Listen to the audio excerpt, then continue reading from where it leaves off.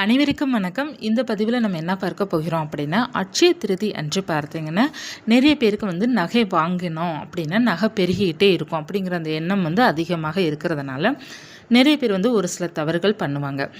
இந்த தவறு மட்டும் நம்ம பண்ணக்கூடாது. அது என்னென்ன தவறு நம்ம பண்ணக்கூடாது அப்படிங்கிறத நம்ம பார்க்கலாம். முதல்ல அட்சய திருதி என்னைக்கு வருது அப்படின்னா, ஞாயிற்றுக்கிழமை நமக்கு 19ஆம் தேதி மதியம் 1:30 நமக்கு திருதிய திதி ஆரம்பித்து திங்கட்கிழமை அட்சய திருதி நமக்கு 11 மணி காலை 11 மணி வரை அட்சய திருதிய திதி இருக்குது. இந்த நேரத்துக்குள்ளே நம்ம நகை வாங்குவது ரொம்ப நல்லது. அதில் முக்கியமான நேரம் பார்த்திங்கன்னா நமக்கு 19ஆம் தேதி மாலை நேரம் வாங்குவது ரொம்ப சிறப்பு. மாலை 3 மணிக்கு மேலே வாங்கிக்கலாம். அதே போல் திங்கட்கிழமை நகை வாங்குவதற்கான சிறப்புக்குரிய நேரம் காலை 9:30 10:30 நம்ம வாங்குவது ரொம்ப சிறப்புக்குரிய நேரம். அந்த நாள் முழுவதுமே நகையை வாங்கலாம் திங்கட்கிழமை. இருந்தாலும் இந்த குறிப்பிட்ட நேரம் ரொம்ப சிறப்புக்குரியது. திரும்ப திரும்ப வாங்குவதற்கான யோகம் நமக்கு இந்த நாளில் அமையும். அட்சய திருதி அன்று நம் செய்யக்கூடாத தவறுகள் என்ன அப்படிங்கிறத பார்க்கலாம். இப்போ நிறைய பேர் அட்சய திருதி அன்று நகை எடுக்கணும் அப்படிங்கிறதுக்காக இருக்கிற நகையை கொண்டு போய் அடமானம் வைத்து நகை எடுக்கிற பழக்கம் இருக்குது.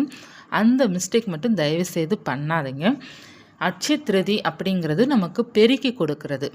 அதாவது நமக்கு அல்ல அல்ல குறையாமல் இருக்கணும் அப்படிங்கிறதுக்காக இந்த நாளை அவ்வளோ சிறப்பாக சொல்லப்பட்டிருக்குது ஆன்மீகத்தில். இதில் போயிட்டு நம்ம ஒரு நகை அடமானம் வைக்கிறோம் அப்படின்னா அது கடன் தான் அப்புறம் நமக்கு பெருக ஆரம்பிக்கும். அதனால் இந்த மிஸ்டேக் பண்ணிடாதீங்க. நகை அடமானம் வச்சு அட்சய திருதிக்கு நகை எடுக்கிற பழக்கத்தை விட்டுருங்க. ஒன்று நீங்கள் பணம் சேர்த்து வச்சுக்கோங்க. அப்படி இல்லைன்னா இருக்கிற அமௌண்ட்டில் 1 கிராம் இல்லை 1/2 கிராம் வாங்கினா கூட போதும். நீங்கள் அது வாங்கினாலே உங்களுக்கு பெருகும். அடுத்து நீங்கள் பவுன் கணக்கை எடுக்கிறதுக்கான அமைப்புகள் இறைவன் உங்களுக்கு கொடுப்பாரு. அதை விட்டு போட்டு நீங்கள் இருக்கிற நகையை அடமானம் வைத்து கடனாளியாக மாறி அதற்கப்புறம் நீங்கள் போயிட்டு நகை எடுக்கிறது அந்த அளவுக்கு சிறப்பாக இருக்காது. இப்போ உங்களுக்கு அவசரத்துக்காக நீங்கள் எதுன்னு எடுக்கிறீங்க, ஒரு திருமணத்திற்காக ஏதேனும் ஒரு எமர்ஜென்சிக்கு நீங்கள் பண்ணுறீங்கன்னா ஓகே, பரவாயில்ல. இப்போ அட்சய திருதி நாள் அப்படிங்கிறதுனால கட்டாயமாக நகை எடுக்கணும் அப்படிங்கிறதுக்காக அடமானம் வைக்கிறத கடனாளி ஆகிறத ஸ்டாப் பண்ணிக்கோங்க. அது மிகப்பெரிய தவறு. கடன் அதிகமாக இருந்துக்கிட்டே இருக்கும். அது உங்களுக்கு மன உளைச்சல் அதிகமாக கொடுக்கும். அதனால் நகை அடமானம் வச்சு நகை வாங்குகிற பழக்கத்தை விட்டுருங்க. அடுத்து அட்சய திருதி அன்று மட்டும் சொல்கிறேன். அடுத்து பார்த்தீங்கன்னா நகையை மாற்றலாமா, வீட்டில் இருக்கிற நகையை நீங்கள் போயிட்டு மாற்றலாமா அப்படின்னு, மாற்றி புதிய நகை வாங்கலாமா அப்படின்னா நீங்கள் எப்போதுமே நீங்கள் இதை ஞாபகம் வச்சுக்கோங்க. ஒரு நகைங்கிறது லக்ஷ்மி கடாட்சம் கொண்டது, குருக்கு உகந்தது நகை. அதை நம்ம வீட்டில் இருக்கிற நகையை அடிக்கடி நம்ம போயிட்டு மாற்றக்கூடாது அப்படிங்கிறது சொல்லுவாங்க. அதாவது பெரியவங்க சொல்லுவாங்க. அந்த மாதிரி நீங்கள் நகையை அடிக்கடி நீங்கள் கொடுத்துக்கிட்டே இருக்கிறீங்க அப்படின்னாலே அது உங்கள்கிட்ட நகை தங்காமல் போகிறதுக்கான வாய்ப்புகள் அதிகமாக இருக்கும். அதாவது அடுத்து நகை எடுக்கிறதுக்கான வாய்ப்பு மிக மிக குறைவு. ஏன்னா நம்ம வீட்டில் இருக்கிற லட்சுமியும் குருவையும் தூக்கி போடும்போது நமக்கு திரும்ப எப்படி அது வாங்குவதற்கான அமைப்புகள் நமக்கு உருவாகும் அப்படின்னா ரொம்ப குறைவு தான். இப்போ எந்த நகை நம்ம மாற்றலாம் அப்படின்னா, இப்போ நகை உடஞ்சி போச்சு, கொக்கி இதாகிடுச்சு அப்படின்னா நம்ம மாற்றிக்கலாம். கம்மல் ஏதாவது தோடு மாற்றணும் அப்படின்னா அது உடஞ்சி போச்சு அப்படின்னா அதை நம்ம போட்டு மாற்றிக்கலாம். நிறைய பேருக்கு இது ஓல்டு டிசைனாக இருக்குது, இது எனக்கு பிடிக்கல அப்படிங்கிறதுக்காக மாற்றுவாங்க. அந்த மாதிரிலாம் மாற்ற வேண்டாம். அந்த தங்கம் பயனில்லாமல் ஆயிடுச்சு, உடஞ்சி போச்சு, இந்த மாதிரி ஆயிடுச்சு அப்படி நான் கொடுத்துட்டு வேறு புதிய நகை வாங்க போகிறேன்னா தாராளமாக நம்ம மாற்றிக்கலாம். நல்லா இருக்கிற நகையை போட்டு நான் மாற்றணும் அப்படிங்கிறத நினச்சி நீங்கள் அடிக்கடி மாற்றாதீங்க. ஒன்று நல்லா அதிகமாக சேர்த்து வச்சுட்டு ஏதேனும் ஒரு முறை மட்டும் வேணால் நீங்கள் மாற்றிக்கோங்க. எப்போ பார்த்தாலும் நம்ம வீட்டில் இருக்கிற நகையை போட்டு போட்டு புதிய நகை எடுக்கிறது அது அந்தளவுக்கு ராசியாக இருக்காது. நீங்கள் நல்லா கவனித்து பார்த்தீங்கன்னா தெரியும், யார் நகையை எடுத்த நகையை கடையில் போடுறாங்களோ அவங்களுக்கு அடுத்து நகை எடுக்கிறதுக்கான அமைப்பு ரொம்ப குறைவாகிடும். இது நிறைய பேருக்கு இது அனுபவத்தில் இது சொல்கிறது நிறைய. அதனால் நகையை மாற்றி தான் புதிய நகை வாங்கணும் அப்படிங்கிறத விட்டுருங்க. நீங்கள் ஒன்று அந்த நகை சரி இல்லை அப்படின்னா நீங்கள் மாற்றிக்கலாம். எனக்கு டிசைன் பிடிக்கல அப்படிங்கிறதுக்காகலாம் மாற்றாதீங்க. நல்லா இருக்கிற நகையை அதை இது பண்ணாதீங்க. ஒருவேளை உங்களுக்கு இது மாற்றி தான் ஆகணும் அப்படின்னா நீங்கள் அதற்குன்னு ஒரு நேரம் வரும். உங்களுக்கு லம்பாக ஒரு அமௌண்ட்டு சேர்ந்து நீங்கள் ஒரு 10 பவுன் நகை இப்படி மொத்தமாக நீங்கள் வாங்கும்போது இதை போட்டு நீங்கள் அதை எடுத்துக்கோங்க. 1 பவுனுக்காக 2 பவுனுக்காகலாம் நீங்கள் போட்டு போட்டு எப்போ பார்த்தாலும் எடுக்காதீங்க. ஏதேனும் ஒரு முறை மட்டும் வேணால் போட்டு எடுங்க. எப்போ பார்த்தாலும் இது வந்து ஒரு வாடிக்கையாக வச்சுக்கிறாதீங்க, ஒரு பழக்கமாக நீங்கள் வச்சுக்கிறாதீங்க. அது வந்து நிறையா வந்து நெகட்டிவை கொடுக்கும். அதே போல் அட்சய திருதி அன்று அப்படித்தான், நீங்கள் நகையை போட்டு நகையை எடுக்காதீங்க. நகை வந்து புதிதாக ஒன்று வாங்குங்க. அப்படி இல்லை அப்படின்னா நீங்கள் ஒரு நாணயம், வெள்ளி நாணயம் கூட ஒன்று வாங்கி வச்சுக்கோங்க, ரொம்ப நல்லது. அதே போல் கொலுசு மாற்றலாமான்னு கேட்டிருந்தேங்க. கொலுசு பார்த்தீங்கன்னா நல்லா இருக்கிற கொலுசு யாரும் மாற்ற மாட்டாங்க. ஒன்று அது ரொம்ப கருத்துரும், அப்படி இல்லைன்னா கொக்கிக்கிட்ட வந்து உடஞ்சிரும், ஏதேனும் ஒரு அதில் மிஸ்டேக்ஸ் இருக்கும். அதனால் இல்லைன்னா ரொம்ப நாள் போட்டு நமக்கு தேஞ்சிருக்கும். ஸோ அந்த கொலுசை மாற்றுவதனால தவறு கிடையாது. ஏன்னா கொலுசு எப்போதுமே பார்த்திங்கன்னா நமக்கு அடிக்கடி நம்ம மாற்றக்கூடிய கொலுசு தான். 2 வருடம் தான் அதுக்குள்ளே அந்த ஆயுளே, அது அவ்வளோதான் அந்த கொலுசுக்கு. அந்த 2 வருஷத்துல கொலுசு வந்து தேஞ்சிரும், முத்துக்கள்லாம் உதிர்ந்துடும், அது ரொம்ப இதாகிடும். அதனால் வந்து கொலுசு மாற்றிக்கலாம். தங்க நகை மட்டும் நீங்கள் அடிக்கடி மாற்றாதீங்க. இது வந்து அனுபவத்தில் சொல்கிறது.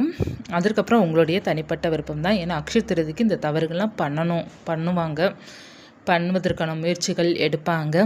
நிறைய பேர் வந்து எனக்கு தெரிஞ்சவங்களே பார்த்தீங்கன்னா நகை அடமானம் வச்சு தான் அட்சய திருதிக்கே எடுக்கிறாங்க. இப்போ அவங்க நகை எடுக்கிறதுக்கான அமைப்பே அவங்களுக்கு இப்போ இல்லை. அதாவது எனக்கு தெரிஞ்சவங்க வந்து பார்த்தீங்கன்னா அட்சய திருதியே, ஆடி 18 இந்த மாதிரி நாள் வரும்போதெல்லாம் நகை அடமானம் வச்சு தான் அவங்க நகை எடுத்தாங்க. இப்படியே அவங்க எடுத்துகிட்டு வரும்போது ஒரு முறை அவங்களுக்கு என்ன ஆச்சு அப்படின்னா, இப்போ நகை விலை ஜாஸ்தி ஆயிடுச்சு பார்த்தீங்களா, இப்போ 1 லட்சத்துக்கு மேலே போயிடுச்சு இல்லையா. அப்போது ஒரு 3 மாதத்துக்கு முன்னாடி இது நடந்தது. என்ன ஒரு 2-3 மாதம் இருக்கும். அவங்க என்ன பண்ணாங்கன்னா நகையை வந்து அடமானம் வச்சுட்டு, அவங்க 10 பவுன் நகை அடமானம் வச்சுட்டு போய் புதியதாக வந்து கோல்டு வாங்கினாங்க. வாங்கி பார்த்தீங்கன்னா என்னாச்சு அப்படின்னா, அவங்களுக்கு வந்து திடீர்னு ஒரு ப்ராப்ளம், அவங்க வீட்டில் வந்து ஃபினான்ஸெலாம் வந்துருச்சு. வந்ததுனால அவங்களால ஒன்றுமே பண்ண முடியல. அந்த வருமானம்ங்கிறது கொஞ்சம் குறைஞ்சிருச்சு. அப்படி இருக்கும்போது அவங்க வந்து ரொம்ப மன உளைச்சலாகி அந்த எடுத்த நகையை வந்து மறுபடியும் விற்கிற நிலைமை அவங்களுக்கு வந்துருச்சு. இப்போ அவங்களுக்கு என்ன லாஸ் அப்படின்னா, வச்ச 10 பவுன் நகை அடமானம் வச்சாங்க இல்லையா, இப்போ அதை விற்று கூட அந்த 10 பவுன் நகையை வந்து ஃபுல்லாக கட்டி திருப்ப முடியல. அது மிகப்பெரிய பிரச்சனை அவங்களுக்கு வந்து உண்டாக்கிட்டாங்க. அதனாலே அவங்க குடும்பத்தில் ஏகப்பட்ட பிரச்சனை, ஹஸ்பண்ட் ஒய்ஃபுக்கும். இது அவங்க பண்ண மிகப்பெரிய மிஸ்டேக்ஸ். அவங்க என்ன நினச்சிட்டாங்க அப்படின்னு, அதாவது அவங்க நினச்சது தவறு கிடையாது, நகை விலை கூடுது அப்படின்ட்டு அவங்க அவசரப்பட்டு இருக்கிற நகையெல்லாம் போயிட்டு வச்சுட்டாங்க. வச்சு வந்து நகை எடுத்துட்டாங்க. ஆனால் அவங்களுக்கு நடந்தது வந்து வேறு. திடீர்னு பார்த்தீங்கன்னா அவங்க வீட்டில் வந்து பண பிரச்சனை வந்துருச்சு. பண பிரச்சனை வந்தனால அவங்களுக்குள்ள ஹஸ்பண்ட் ஒய்ஃப்குள்ளே ஏகப்பட்ட சண்டை, அடிதடி சண்டை வர அளவுக்கு வந்துருச்சு. வந்ததுனால அவங்களால ஒன்றும் பண்ண முடியல. பிறகு இவங்க வந்து மறுபடியும் அந்த நகையை, புதிய நகை எடுத்த நகையை மறுபடியும் வந்து அதே கடையில் கொடுத்து இது பண்ணிட்டாங்க, விற்றுட்டாங்க. ஆனால் விற்று அவங்களுக்கு வந்து அமௌண்ட் வந்து என்னாச்சு அப்படின்னா கிடைச்சது மறுபடியும் அந்த 10 பவுன் கிட்ட வச்சுருந்தாங்கன்னு நினைக்கிறேன். 10-12 பணம் வச்சாங்க. அந்த அமௌண்ட்டு வந்து திரும்ப போய் கெட்டுறதுக்கான அமௌண்ட்டு கொடுக்கும்போது பார்த்திங்கன்னா ஈக்குவல் ஆகலை. அதாவது அவங்க வந்து 10 பவுனோ எவ்வளோ வச்சு ஒரு அமௌண்ட்டு வாங்கியிருப்பாங்க இல்லையா, அந்த அமௌண்ட்டுக்கு அவங்க நகை எடுத்தாங்க இல்லையா, திரும்ப அதை விற்றுட்டு திரும்ப வந்து அந்த அடமானம் வைக்கிறதுக்கு அந்த கொடுக்கும்போது அதற்கான அமௌண்ட்டு வந்து கொஞ்சம் லாஸ் ஆகிடுச்சு. அதாவது இன்னமும் பார்த்திங்கன்னா அந்த 10 பவுனை வந்து 10-12 பவுன் நினைக்கிறேன், அது திருப்ப முடியல. அது புதிய நகை வாங்குகிறோம் பார்த்திங்களா, அதுக்கு வந்து செய்கூலி சேதாரம் அப்படிங்கிறதே பார்த்திங்கன்னா நிறைய போட்டுருவாங்க. எப்படியும் 1 பவுனுக்கு 20,000 போடுவாங்கன்னு நினைக்கிறேன், எனக்கு சரியாக தெரியல. நிறையா போடுவாங்களே செய்கூலி சேதாரம். இப்போ இவங்க வந்து அவ்வளோ நகை வச்சு எடுத்தவங்க திரும்ப வீட்டில் வந்து ஏகப்பட்ட பிரச்சனை ஆனனால, ஃபினான்ஷியல் பிரச்சனை ஆனனால இவங்க திரும்பவும் வந்து வேறு வழி இல்லாமல் ஹஸ்பண்ட் ஒய்ஃபுக்குள்ளே சண்டை வந்ததுனால அதை வந்து விற்று அந்த நகை 10 பவுன் நகையோ என்னமோ வச்சுருந்தாங்க, அதை திருப்பணும் அப்படிங்கிறதுக்காக இது பண்ணல. அவங்களுக்கு நிறைய லாஸ் ஆகிடுச்சு. ஏன்னா நமக்கு வந்து வாங்கையில் தான் செய்கூலி சேதாரம் வந்து கெட்டி தான் அந்த நகையை வாங்குவோம். ஆனால் நம்ம விற்கும்போது பார்த்திங்கன்னா செய்கூலி சேதாரம்லாம் அதெல்லாம் கணக்கே கிடையாது. நம்ம கிராமு மட்டும்தான் நம்ம விற்கிறோம்.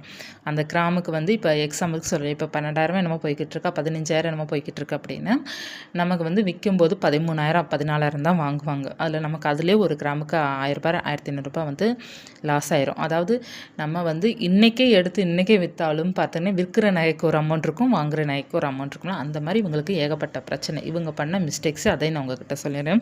அடுத்து வந்து எனக்கு என்னோடய ஃப்ரெண்டு நான் அடிக்கடி சொல்லுவேன், நகை வந்து எப்போ பார்த்தாலும் வந்து கடையில் போடாதன்னு. அவளும் கேட்குற மாதிரி இல்லை. ஏதாவது டிசைன் வந்துச்சு அப்படின்னா போய் போய் போட்டுறது. நல்ல வருமானங்க, நல்ல சம்பளம், ஏகப்பட்ட சம்பளம் அவங்க வாங்குறாங்க. அதனால் எப்போ பார்த்தாலும் நகை எடுக்க போட, நகை எடுக்க போட, இதையே பண்ணிக்கிட்டே இருந்தால் இதை வந்து பார்த்தீங்கன்னா அவங்க வீட்டு பக்கத்தில் இருக்கிறவங்க நல்லா அதை வாட்ச் பண்ணிக்கிட்டே இருந்திருக்கிறாங்க. வாட்ச் பண்ணிகிட்டே இருந்துட்டு இவங்க என்ன பண்ணாங்க, இவளுக்கு வந்து நகை எடுக்கிறதுக்கான அந்த ராசி அதிகமாக இருக்குது அப்படின்ட்டு இவங்க எல்லாருமே வந்து அவங்களுக்கு ஒரு ஃபேவரெட் ஒரு கடை வச்சுருப்போமா, அது மாதிரி இவளுக்கு ஒரு ஃபேவரெட் கடை இருக்குது. இவள் போயிருக்கா. அந்த நேரம் பார்த்து இவங்களும் வாட்ச் பண்ணி கரெக்டாக வந்து இவள் போகிற நேரத்துக்கு அவங்களும் போயிருக்காங்க. இவள் எந்த நகை போடுறான்னு பார்த்துட்டு, இந்த நகை தான் என் பொண்ணு வந்து கேட்டுக்கிட்டே இருந்தா, ரொம்ப வந்து லைக் பண்ணிகிட்டே இருக்கிறா அப்படின்ட்டு, இவன் எந்த நகை போகிறா இதே விலைக்கு நான் வாங்கிக்கிறேன் அப்படின்ட்டு சொல்லியிருக்காங்க. அதையெல்லாம் பழக்கமான அந்த கடைக்காரங்கனால சரின்ட்டு அந்த அந்த ரேட்டுக்கு எவ்வளோ போச்சோ அதை அப்படியே வந்து கடைக்காரங்கிட்ட கொடுக்காம இவங்கக்கிட்ட கொடுத்துட்டா. சரிங்களா? இது வந்து கடையில் வச்சு தான் இது நடந்தது. அப்படியே இவ கையால் இருந்து அவங்களுக்கு போனதுலேருந்து இவளுக்கு வந்து நகை எடுக்கிற அந்த அமைப்பே போயிடுச்சு. அதுக்கடுத்து இவளுக்கு வந்து அந்த ராசியே இல்லை. அவங்களுக்கு நல்லா இருக்குது, வாங்கினவங்களுக்கு சூப்பராக இருக்குது. இவளுக்கு வந்து அந்த ராசி குறைஞ்சிருச்சு. ரொம்ப ஃபீல் பண்ணுறா. இப்போலாம் நகை எடுக்கிறதே ரொம்ப இவளுக்கு வந்து கஷ்டமாக இருக்குது. அதான் சொல்லுவாங்க, நகையை வந்து அடிக்கடி போடக்கூடாது அப்படிங்கிறத சொல்லுவாங்க. நம்ம வந்து கடைக்காரங்களே பார்த்தீங்கன்னா நிறைய பேர் நீங்களே விசாரித்து பாருங்கமே, பழைய நகையை வந்து நிறைய பேர் வாங்கிட்டு போவாங்க. அதாவது நம்ம கொடுக்குற நகையை வந்து நிறைய பேர் சொல்லி வச்சுருப்பாங்க. நல்ல பழக்கமானவர்கிட்ட சொல்லி வைப்பாங்க. இப்போ ஒரு கடை நமக்கு ரொம்ப ஃபேவரட்டாக இருக்குன்னு வச்சுக்கோங்க, ஒரு நல்ல நகையை வந்து யாராவது வந்து செல் பண்ணாங்கன்னா எங்களுக்கு வந்து கொடுங்க அப்படிங்கிற மாதிரி சொல்லுவாங்க. இப்போ வந்து நமக்கு வந்து நகை சேல் பண்ணுறதுக்கு ஒரு கடை இருக்குது. ஆனால் ஒரு சில கடை வந்து நம்ம வாடிக்கையான கஸ்டமராக இருக்கிறாங்க அப்படின்னா அந்த கடையிலே வாங்கிக்கிடுவாங்க. அவங்களே நம்மக்கிட்ட வாங்கிக்கிடுவாங்க. நமக்கு நம்ம அவங்க கடையில் வாங்கினோம் அப்படின்னா நம்ம எவ்வளோ விலைக்கு வாங்கினோமோ நமக்கு கொஞ்சம் நல்லா போட்டு கொடுப்பாங்க. அந்த கடையில் ரெகுலர் கஸ்டமர் இருக்குன்னு. அதே போல் தான் இவளுக்கு அதே பிரச்சனை தான். இவள் வந்துட்டு போயிருக்கா, அவங்களும் போயிருக்கிறாங்க. இந்த தோட்டத்தை என் பொண்ணு கேட்டுச்சு அப்படின்னு சொல்லிட்டு, சரி நான் அவள் போட்டு தான் இன்னொரு நகை வாங்க போகிறா, அதனால் நான் வந்து வாங்கிக்கிறேன் அப்படின்னா இவளுக்கு சரி அப்படின்ட்டு கொடுத்தா. இவளுக்கு கொடுத்ததோட இவளுடைய ராசி மண்ணையோட அவங்கக்கிட்டே போயிடுச்சு போல். அந்த யோகமே அதுக்கு அடுத்து இவளுக்கு வந்து இன்னமும் அமையலை. இவள் ஒரு வருஷமாக இன்னும் மொத்தப்பட்டு நகை எடுக்கலை, 1 கிராம் கூட எடுக்கலை. அடிக்கடி ஒரு மாதத்துக்கு எப்படி இருந்தாலும் நகை கடைக்கு ஒரு முறையாவது போயிடுவா. கொலுசு மாற்றுவா, மோதிரம் மாற்றுவா, கம்மல் மாற்றிக்கிட்டு இருப்பாள். ஏன்னா ஒவ்வொரு ட்ரெஸ்ஸுக்கும் ஒவ்வொரு மேட்சிங்காக நியூ கம்மல்ஸ் போடணும் அப்படிங்கிறதுக்காக எவ பார்த்தாலும் சின்ன சின்ன தோடாக தான் கலெக்ஷன் வச்சுருப்பா. இவங்க கொஞ்சம் நல்ல வசதியாக இருக்கிறதுனால நல்ல சேலரி இவளும் சம்பாதிக்கிறான். அவங்க ஹஸ்பண்டும் நல்ல சம்பாத்தியம். அதனால் பார்த்தீங்கன்னா இவகிட்ட சின்ன சின்ன தோடே பார்த்தீங்கன்னா ஏகப்பட்ட தோடு வச்சுருப்பாள். ரொம்ப க்யூட்டாக போடுவான். சின்ன தோடு, இந்த 1 கிராம் 2 கிராம் சொல்லுவாங்க இல்லையா, அவ்வளோ தான் போடுவாள். அந்த 1 பவுனுக்கு கிட்டே இருக்கிறதெல்லாம் அவள் ஃபங்க்ஷனுக்கு போடுறது. அவள் அழகாக டிசைன் பண்ணி வாங்குவாள். அவளுக்கு வந்து கோல்டுன்னா அவ்வளோ ஒரு இன்ட்ரெஸ்ட். அந்த கம்மல் கலெக்ஷன்லேயும் ரிங் கலெக்ஷனும் அவ்வளோ இன்ட்ரெஸ்ட் அவளுக்கு. இப்போ வாங்கவே முடியல அப்படின்ட்டு ரொம்ப ஒரு நாள் ஃபீல் பண்ணிகிட்டு இருந்தாள். எங்கடி நகை விலையும் கூடி போச்சு, இப்போ போகவே முடியல அப்படிங்கிற மாதிரி சொல்கிறான். ஆனால் அவளுக்கு வந்து உண்மை தெரிஞ்சு போச்சு. நம்ம நகை எப்போ ஒருத்தவங்ககிட்ட கொடுத்தோமோ அப்போ இருந்து நமக்கு வாங்க முடியல அப்படிங்கிற மாதிரி அவளுக்கு தெரிஞ்சு போச்சு. அதே அவளுக்கு வந்து ரொம்ப கஷ்டமாயிருச்சு. அதனால் நல்ல ஜுவல்ஸை வந்து போடுறத கொஞ்சம் அவாய்ட் பண்ணிவிட்டு நம்ம ஏதாவது லம்பாக ஒன்று ஜுவல்ஸ் எடுக்கையில் நம்ம போட்டுக்கலாம். எப்போ பார்த்தாலும் அடிக்கடி மாற்றாதீங்க. ஃப்ரெண்டு மாதிரி பண்ணிடாதீங்க. எப்போ பார்த்தாலும் மாற்றுற வேலை வேண்டவே வேண்டாம். இப்போ நகையே எடுக்க முடியலன்னு கவலைப்பட்டுட்ருக்கா. திரும்ப இப்போ முயற்சி பண்ணிக்கிட்டே இருக்கிறான். எப்படியாவது எடுக்கணும் அப்படிங்கிற முயற்சி எடுக்கிறான். ஆனால் எடுக்கணும்னு நினைக்கும் போதெல்லாம் எதற்காவது செலவு வந்துடுது, பணம் அப்படிங்கிற மாதிரி ஃபீல் பண்ணுறான். சரி, கட்டாயமாக அவளுக்கு அந்த யோகம் வந்து அமையட்டும் சீக்கிரமாக. அதனால் வந்து நகைக்கு வந்து ஒரு வேல்யூ இருக்குது. ஒரு பிரபஞ்சம் அதற்கு ஒரு சக்தி கொடுத்துருக்குறாங்க. நம்ம வந்து அதற்கான மதிப்பு கொடுத்து நம்ம பத்திரமா வச்சுக்கிட்டோம் அப்படின்னா நமக்கு அது பெருக ஆரம்பிக்கும். அதுக்கு வந்து ஒரு மதிப்பே இல்லாமல் நம்ம போட்டு திரும்ப எடுக்கிறோம் அப்படின்னா அது நம்மளை விட்டு விலகிறதுக்கான அந்த அமைப்பை அதே தேடிக்கிறோம். அதனால் பார்த்து ரொம்ப கவனமாக இருங்க. தோடு ஏதாவது பிஞ்சு போச்சு, இந்த மாதிரி உடஞ்சி போச்சு அப்படின்னா நம்ம மாற்றிக்கலாம், தவறு கிடையாது. மற்றது படி பார்த்தீங்கன்னா புதிதாக இருக்கிறதெல்லாம் பிடிக்கல அப்படின்ட்டு அதை போடாதீங்க. கொஞ்ச நாள் வச்சுருங்க. அதுக்கப்புறம் நீங்கள் சேர்த்து வைத்து ஏதாவது அழிச்சு செய்யும்போதோ, நம்ம எதாவது நகை புதுசாக செய்யும்போதோ அப்போ தான் நீங்கள் வந்து மொத்தமாக போட்டு கூட மொத்தமாக எடுத்துக்கோங்க. இந்த பதிவு உங்களுக்கு பயனுள்ளதாக இருக்குன்னு நினைக்கிறேன். இது ஃபுல்லாக நான் அனுபவத்தில் சொன்னது. இது ஃபுல்லாக உங்களுக்கு பயனுள்ளதாக இருக்குன்னு நினைக்கிறேன். இதில் ஏதேனும் அனுபவம் உங்களுக்கு இருக்கான்னு சொல்லுங்கள். நீங்கள் இந்த மாதிரி ஏதேனும் மிஸ்டேக் பண்ணி அடுத்து நகை வாங்க விட்டுருக்கா, இல்லை நகை வாங்க முடியாமல் போயிருக்கா அப்படிங்கிறது சொல்லுங்கள். அதே போல் நகையை விற்றாலும் திரும்ப வாங்குவதற்கான யோகமே கிடைக்காது, அந்த ஒன்றும் இருக்குது. அதனால் நகை விற்கிறது, நகை அடமானம் வச்சு வாங்குறது, நகையை வந்து எப்போ பார்த்தாலும் கடையில் போட்டு நகை எடுக்க முடியாமல் இருக்கிற ஏதேனும் உங்களுக்கு தெரிஞ்சது ஏதேனும் இருந்தால் கமெண்ட்டில் சொல்லுங்கள். நன்றி.